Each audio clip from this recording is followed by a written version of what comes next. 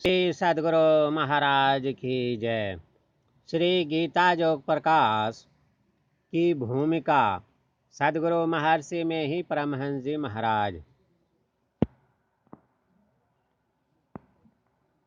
भारत के एक बृहद ग्रंथ का नाम महाभारत है। कहा जाता है कि विश्व साहित्य भंडार के पद्यबद्ध ग्रंथों में यह सबसे विशेष स्थूलकाय है। यह केवल नहीं वरन संपूर्ण विश्व में सुविख्यात है। यह ग्रंथ 18 भागों में विभक्त है। इसके प्रत्येक भाग को पर्व कहते हैं। इन 18 पर्वों में से एक का नाम भीष्म पर्व है। इसी भीष्म पर्व के एक छोटे से भाग का नाम श्रीमद् भगवद गीता है। श्रीमद् भगवद गीता का अर्थ भगवान श्री कृष्ण द्वारा गाया हुआ गीत है। इसलिए इसकी पद्यात्मक भाषा में तार टेलीग्राम द्वारा भेजे गए संदेश की सी संक्षिप्तता है। इसमें केवल 700 श्लोक हैं तथा सब मिलकर 9456 शब्द हैं। इन 9456 पद्यबद्ध शब्दों में उपनिषदों का सार आ गया है। इसलिए इस पुस्तिका की बड़ी महत्ता है। यह तेजस्विनी पुस्तिका भारत की अध्यात्म विद्या की सबसे बड़ी देन है।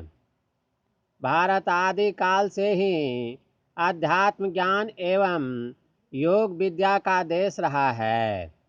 इस विद्या के कोई गुरु कहीं बाहर से आकर यहाँ वालों को अध्यात्म ज्ञान एवं योग विद्या की शिक्षा दीक्षा दे गए हों, ऐसा एक भी उदाहरण भारत के हजारों साल लंबे इतिहास में नहीं मिलता।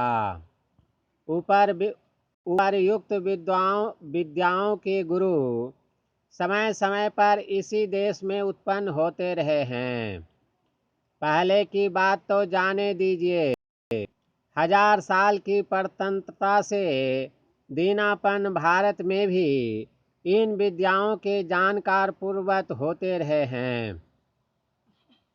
भारत के स्वतंत्र होने के कुछ ही साल पूर्व श्री पाल ब्रंटन नाम के प्रतिष्ठित अंग्रेज महाशय योग विद्याओं के जानकारी खोज में यहाँ आए और कुछ ही महीने ठहर कर वे जो कुछ जान पाए उसी से संतुष्ट होकर अपने देश को लौट गए। हमारे देश को सर्वाधिक गौरव उपर्युक्त विद्याओं पर है और इन विद्याओं को श्रीमद् भगवद गीता पर गौरव है। इसलिए भारत के बड़े बड़े साधक आचार्य श्रीमद् भगवद गीता का सहारा लेकर ज्ञान प्रचार द्वारा भारत एवं विश्व का कल्याण करते रहे हैं। परिणाम स्वरूप भारत वंद यह पुस्तिका अब विश्व वंद्या हो चुकी है। विश्व की सभी समुन्नत भाषाओं में आए दिन इसके अनुवाद निकलते ही रहते हैं। अतएव जगत गुरु भारत के प्रत्येक नागरिक का यह नैतिक उत्तरदायित्व है कि वह इस ग्रंथ का सही तात्पर्य स्वयं समझे और अन्यों को समझावे। इस उत्तरदायित्व के निभाने में तनिक भी प्रमाद, असावधानी या भ्रम न केवल भारत बल्कि विश्व की आध्यात्मिक उन्नति के लिए घातक है। अब प्रश्न यह है कि गीता का सही तात्पर्य क्या है।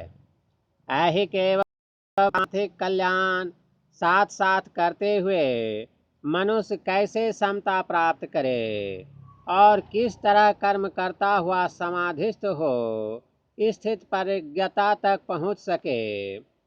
इसी के साधन एक शास्त्र में बहुत ही युक्ति युक्त रीति से बतलाए गए हैं। इसी के साधन इस शास्त्र में बहुत ही युक्ति युक्त रीति से बतलाए गए हैं। इस साधन की पूर्णता के लिए योग का अभ्यास अत्यावश्यक है। यहाँ योग शब्द की सफाई में कुछ कह देना आवश्यक है। गीता के 18 अध्याय हैं और